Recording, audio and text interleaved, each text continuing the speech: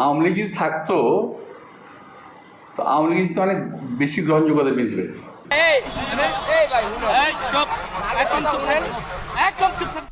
একটা রাজনৈতিক দল দীর্ঘদিন ধরে ছিল ক্ষমতার বাইরে, তাদের অবস্থা এমন যেন দীর্ঘদিন ধরে না খেয়ে থাকা, আর তাই ক্ষমতায় না এসে শুরু করেছে মহাপরিকল্পনা কিভাবে জনগণের টাকা লুট করা যায়। আপনি ঠিকই ধরেছেন, এই কথাগুলো বলছি তাদের নিয়েই যারা এখনো সুযোগ পায়নি কিন্তু লোভ সামলাতে পারছে না। কিছু জায়গায় তো ইতিমধ্যেই খেতে শুরু করেছে। আমার নেতৃত্বে এই বাজার চলবে। আজকের পর থেকে আমি জাহাঙ্গীর যতদিন বেঁচে থাকবো ততদিন পর্যন্ত এই বাজার আমার নেতৃত্বে চলবে। এবং আপনাদেরকে আমি দয়া করে বলছি, দোকানদার ভাইয়েরা, আজকের থেকে আপনারা খাদ্য দেওয়া শুরু করবেন। মাইকে ঘোষণা দিয়ে চাঁদা আদায়, এটাকে মহাপরিকল্পনা বললে কোথাও কি ভুল হবে? জনগণের টাকায় জনগণের সম্পদে হাত চালাতে শুরু করে দিয়েছে, কিন্তু তাদের সামনে একটি বড় বাধা দাঁড়িয়ে আছে, সচেতন ছাত্র সমাজ আর সাধারণ জনগণ। তারা আর চুপ থাকতে চায় না। আমার যুবলীগকে তার জন্য তো পিটাই নামাইছি শালা। কি তাহলে তোরে দিবে তোর দায়িত্ব দিলে কিরা?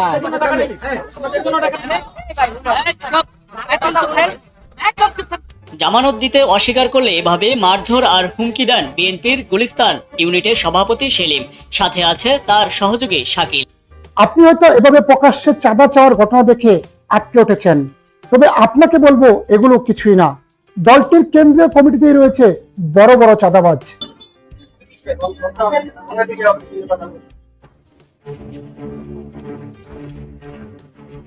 রাজধানীর মতিঝিল এলাকায় বিএনপির নাম ভাঙিয়ে চাঁদাবাজির অভিযোগ উঠেছে এক ব্যক্তির বিরুদ্ধে। কিভাবে ক্ষমতার লোভ এক একটা দলকে অন্ধ করে তোলে, কিভাবে সাধারণ মানুষ হতে পারে এই দুর্নীতির বিরুদ্ধে সবচেয়ে বড় শক্তি। আজকের ভিডিওতে আমরা এসব জানার চেষ্টা করব। এসব বোঝার জন্য প্রথমে আমাদের জানতে হবে আসলে রাজনীতি কি। চলুন প্রথমে জেনে নেই রাজনীতি কি।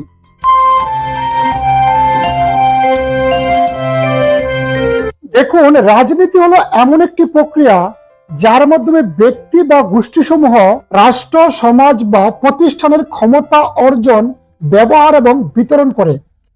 এর মাধ্যমে জনগণের স্বার্থ এবং নীতি নির্ধারণ করা হয়। বিষয়টা আরো সহজভাবে বললে, কে শাসন করবে, কিভাবে শাসন করবে, জনগণের জন্য কি সিদ্ধান্ত নেবে, এই সবকিছুই রাজনীতির অংশ। একটা উদাহরণ দেওয়া যাক। ধরুন একটা ক্লাসে ক্লাস ক্যাপ্টেন নির্বাচন হবে, তারা কি দায়িত্ব পালন করবে সেটাও কিন্তু এক ধরনের রাজনীতি।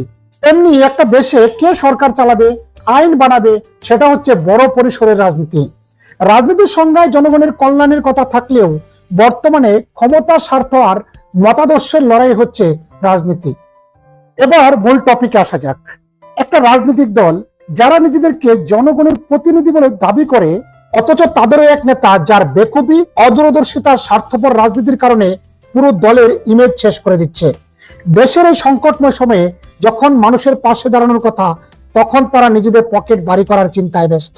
ওই যে ইউটিউবের মধ্যে কি যে পয়সা কামানোর একটা রাস্তা আছে ওদের, সে পয়সা কামাইতেছে। আরে ভাই, পয়সা যদি লাগে আমাদেরকে বল, আমরা চাঁদা দিলে দিব না, অসুবিধা নাই তো। চাঁদা, আসলে এই নেতা চাঁদা ছাড়া কিছুই বোঝে না। কারণ একজন দপ্তরের ছেলে হয়ে রাজনীতির 4 বছরের মাথায় এই নেতা 1000 কোটি টাকার মালিক হয়ে যায়। শেষ পর্যন্ত একটি ব্যাংকের মালিক রাজনীতির 5 বছরের মাথায় দাবা যায়। ঢাকা ব্যাংক আওয়ামী লীগ আমলে সব ব্যাংকের 12টা বাজলেও এই ব্যাংকটি অক্ষত ছিল, যেন দেশে কিছুই হয়নি। ঢাকা ব্যাংক তার নিজ গতিতেই চলছিল। আসলে এরা সবাই এক পুকুরের মাছ, যদিও নামে ভিন্ন। বিশেষ করে যারা গত জুলাই মাসে সাহস করে প্রতিবাদ করেছিল, আজ তারা এই নিকৃষ্ট রাজনীতিবিদদের চোখের শত্রু। কারণ তারা চাঁদাবাজি মেনে নেয়নি, সাধারণ মানুষকে সচেতন করে তুলেছে, কিন্তু তাদের এখন রাজাকার তকমা দেওয়া হচ্ছে। ভাইরা, আমরা এই মাত্র কিছুদিন আগে 5ই আগস্ট, জুলাই আগস্টের মধ্যে ছাত্র জনতা আন্দোলনের মাধ্যমে আমরা নতুন করে আমরা স্বৈরাচারকে তাড়িয়ে একটা নতুন একটা আশ্বাস পেয়েছি। এই পর্যন্ত ঠিক ছিল, ছাত্র জনতা যে স্বৈরাচারকে তাড়িয়েছে তা তিনি স্বীকার করছেন, কিন্তু অনেকে বলে দ্বিতীয় স্বাধীনতা। আসলে আজকে স্বাধীনতা দিবস প্রমাণ করবে যে দ্বিতীয় স্বাধীনতা বলে বাংলাদেশে কিছু নাই।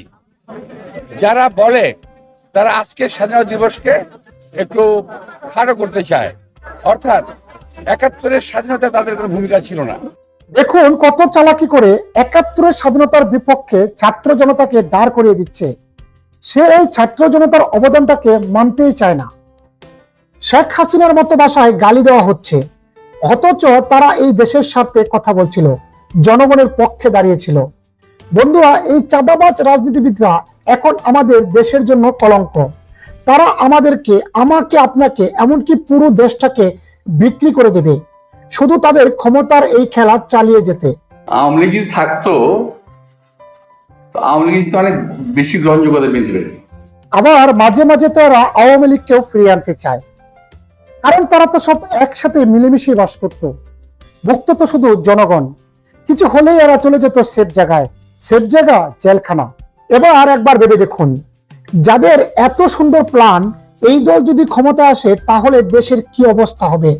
সোজা কথায় বলতে গেলে চাঁদাবাজি হবে বৈধ, প্রতিবাদ হবে রাজাকারী, জনগণের কণ্ঠ রুদ্ধ করে দেওয়া হবে রাজনৈতিক স্বার্থে, যেমনটি করা হয়েছিল এদের আগের শাসনামলে। এদের এই ঘটনাগুলো দেখে বোঝা যায় এদের আগের শাসনামল কেমন ছিল, কেন জনগণ এত বছর এদেরকে ক্ষমতার বাইরে রেখেছিল। তাই বলছি, এই নিকৃষ্ট রাজনীতিবিদদের মুখোশ খুলে দিন। আগামী দিনের প্রজন্মের জন্য একটি সুস্থ, স্বচ্ছ এবং গণতান্ত্রিক বাংলাদেশ গড়ে তুলুন। নতুন প্রজন্ম অনেক কিছু জানে না, তাই আপনার আত্মীয়-স্বজন, বন্ধু-বান্ধব সবার মাঝে ভিডিওটি শেয়ার করুন। হোয়াটসঅ্যাপ এবং ফেসবুকে শেয়ার করে দিন, যাতে সবাই এই নিকৃষ্ট রাজনীতিবিদদের সম্পর্কে জানতে পারে